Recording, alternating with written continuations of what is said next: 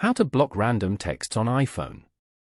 To get started, first of all go ahead and open up the Messages application on your phone. You are now in the Messages page where you can view all your messages. Scroll down to find the chat or number you want to block. Open the chat as shown. Then, tap on their number at the top. If you want to block this contact, then tap on Block Contact below. Tap on Block Contact again to confirm. You will now no longer receive phone calls, messages, email, or FaceTime calls from blocked contacts.